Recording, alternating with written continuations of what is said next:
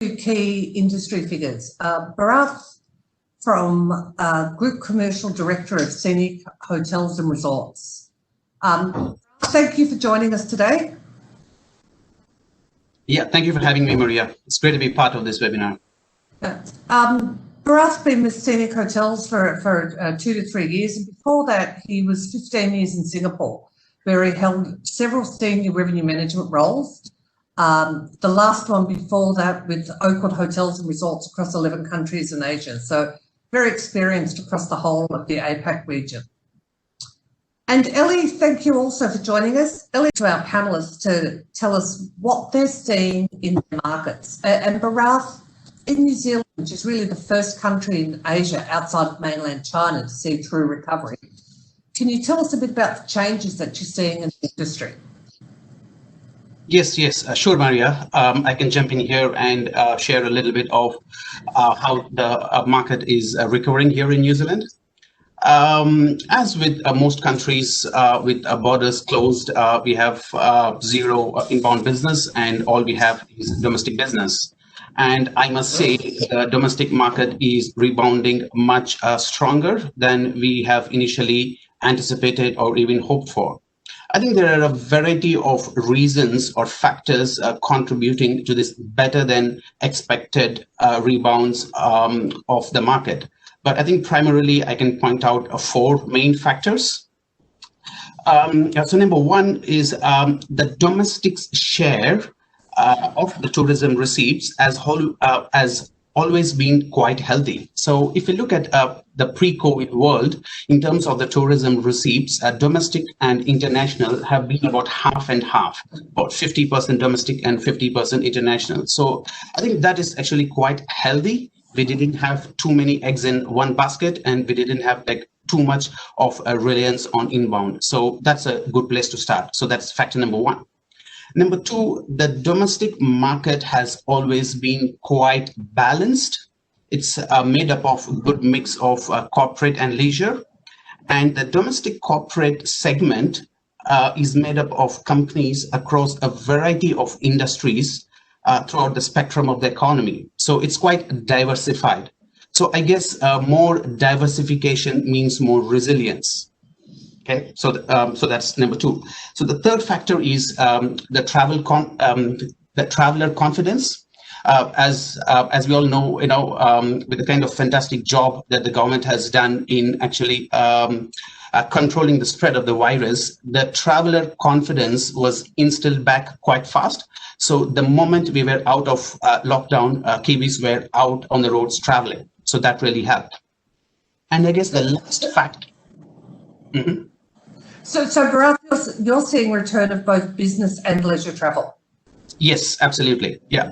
Right. Yeah. And the fourth factor is actually the outbound travel actually pivoting to domestic. New Zealand has also been a quite strong outbound market into Australia and into the long haul into Europe. So that market is also now traveling within the country. So all these factors are actually contributing to this better than expected pickup. So, Ellie, how are you seeing lead times across APAC? Yeah, so I mean, what we're seeing is a real shift in both when they book and also what they're booking. So absolutely APAC and indeed globally, higher domestic, obviously in Australia. Yeah. We have a very, very important booking flexibility. We believe is no longer a good to have from a customer's point of view. It's almost like a mandate. It's almost like compulsory. So yeah, we have reacted to that, and actually all our rate plans are free cancellation. Yeah, so I'm not sure if this will change, but we don't see it changing, at least for the foreseeable future. Okay, and Ellie, is it the same for air as you see with hotels with the requirements on flexibility? Absolutely. And what we're seeing is actually a lot of the airlines coming to the table at the moment. But Bharath, at Scenic Hotel Group, can you tell us some of the projects you've implemented to meet the needs of the contactless customer or the customer wanting less interaction?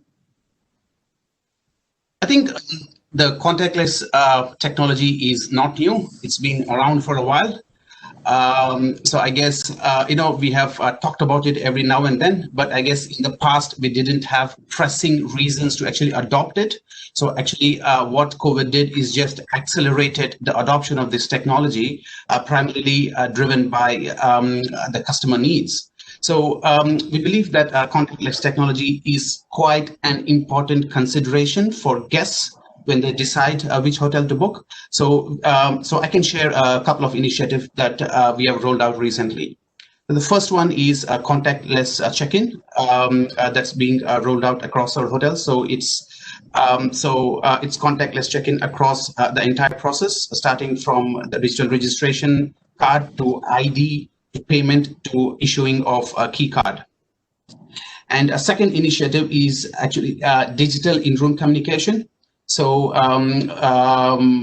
we have gotten rid of all the in-room compendiums and fact sheets and menus, and we have just digitized them. All we did was simply we just placed QR codes on the desk, which guests can just scan and access the digital copies of this. And in terms of feedback, both of these initiatives are very well received, especially by our corporates. They're loving it. So I really love the idea you were telling me about the other day with these QR codes in the rooms, because that's a almost zero cost solution to absolutely. And the feedback from the customers on that has been very good. Absolutely. Yeah. Okay. How have your booking channels changed? Mm-hmm. Yeah, that's a good question. Yes, I think as shared in one of the earlier slides, we also see a similar trend of actually an increase in brand.com. So one of the metrics we use to actually measure the recovery is this thing called a recovery index. So which is basically like a percentage of last year's revenue. While our overall for us as a group, our recovery index is 50. The index for brand.com is 140, so which means we are getting 40% more room nights as compared to same time last year, which is fantastic. I think there are few factors, that are contributing to this. First thing is reduced marketing costs. All these hotels that are being used as quarantine facilities, which include both international as well as local chains, what they have done was they all have basically pulled their plug on marketing spend. So the marketing spend has dropped, which has actually reduced the marketing costs as well across all channels, search, display, social. So we have seen a reduction in cost per clicks. We have seen reduction in CPM. We have seen reduction in cost per views. So what happened is basically with the same spend, we are getting a bigger bang for our buck. We are getting a wider reach. We are able to generate more awareness and, in fact, more traffic to our website. And of course, since we are just playing in the domestic market, our brand is quite familiar in the market. Our conversions have also gone up. So yeah, so basically we are winning in both traffic as well as conversion. So which is making our brand website perform much stronger than last year. So, Bharat, are you needing to make quick decisions to react to the market? Yes. Any examples of some of the things that you've done that you could share with some of particularly the countries in Asia who are soon to be reaching what you're seeing with the increase in leisure travel and business travel starting to pick back up? Yes.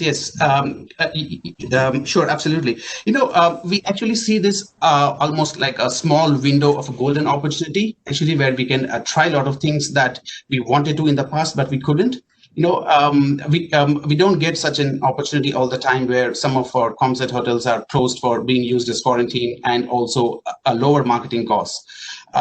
Like for instance, on one of the day, we got a call from our marketing agency sharing that the cost per view on YouTube video ads has dropped below 5 cents. It used to be like 15-20 cents pre-COVID. So when we heard that, that was an opportunity. And YouTube campaigns were something we were on our list in the past, but we didn't pursue it. But we saw this as an opportunity. We quickly reacted and we quickly launched a campaign.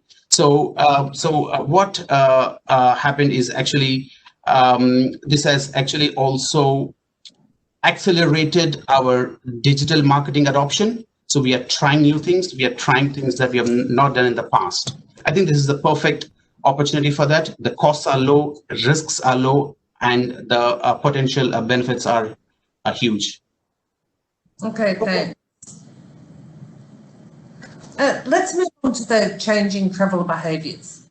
Even prior to COVID-19, with them, we've also looked at the data to understand where was a flight booked but no hotel within the travel management company. So we're identifying who are those employees who historically may have been booking outside of the program, and then they're proactively communicating with them and helping them to understand the reasons why they need to book within the program.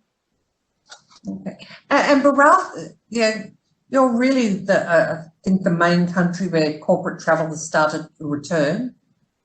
What changes are you seeing in your bookings? Yep, sure, absolutely. So the corporate segment is bouncing back quite strong, Maria. In terms of the recovery index, we are sitting at 70, meaning out of every 100 room nights we used to get pre-COVID, we are getting 70 of them back, so which is very encouraging. And in terms of changes in trends, I can share a few. So number one, the corporate rates have not dropped as much as leisure. So the segment as a whole is holding up quite well, number one. Number two, it's all getting more and more last minute, as we have discussed that. Number three, I concur with what you guys have shared earlier. We are seeing a shift from unmanaged to managed business travel. In fact, for about 3 to 4 years prior to this, there has been exactly the opposite. There has been a shift from managed to unmanaged. So 2 years ago, we have launched our own Book Direct travel program for SMEs. So now we are seeing that the uptake for that has fallen, and more of these SMEs are pivoting towards TMCs. For obvious reasons, more around the due diligence and health and safety and duty of care kind of reasons. Another important trend we have noticed is that the TMCs are engaging with us more than before. They're asking us questions. They're asking our hygiene standards. They're asking about our health and safety policies. And in fact, some TMCs have actually included the cleaning and hygiene protocol standards as part of the RFPs. So we found, that's very interesting. So 70% is actually higher than I thought it would have been in New Zealand. So that really is a very strong return of business travel already. It's great to hear. Yeah. This 70 is for us, Maria, Scenic Hotel Group. Yeah. I'm not sure of the industry as a whole. You're doing an extraordinary job then with the corporate travel. Well done. Ellie, on a mandated program, yeah, we often get questions about mandated corporate being really only just. And Bharat, moving off corporations or corporate present, what have you done at Scenic Hotels to resonate with the domestic market? Yeah, sure. Prior to going into lockdown, we have asked ourselves a question: how can we keep our brand alive in the hearts and minds of our guests, both past and prospect guests? And the answer to that, we believed was that we cannot just pull the plug on marketing during the lockdown. We just can't disappear and then just reappear post-lockdown. We believe that it was very important for us to stay engaged and connected with our guests during the lockdown. So, of course, that's not easy. It's a bit tricky. There are few things that we had to very delicately balance. During lockdown, we can't be seen as selling stuff. We had to be, our message had to be appropriate, with the sentiment outside. And we also have to be a bit sensitive with what's happening outside, right? So we have launched a campaign during lockdown called Kia Kaha. Okay, so for the audience here who are joining us from outside New Zealand, Kia Kaha is a Maori word which means stay strong. Okay, it's a very commonly used expression here to communicate with someone who's going through a challenging period. So Kia Kaha was our broad campaign which included bursts of small campaigns with messages like, you are not alone, we are here with you, we are in this together, kind of messages. Keep dreaming and stay planning. So these are the kind of messages that ran throughout the lockdown period. And once the lockdown ended, we launched a campaign called Stay Kiwi, with a message around explore your backyard, back your backyard, support local, and we have reinforced the message that we are Kiwi owned and operated. So that actually resonated quite well with Kiwis, and we have seen some great success. So so actually we see the post-lockdown campaign as a very natural extension of the during the lockdown campaign. So yeah, so it worked quite well, and we were quite happy with our results.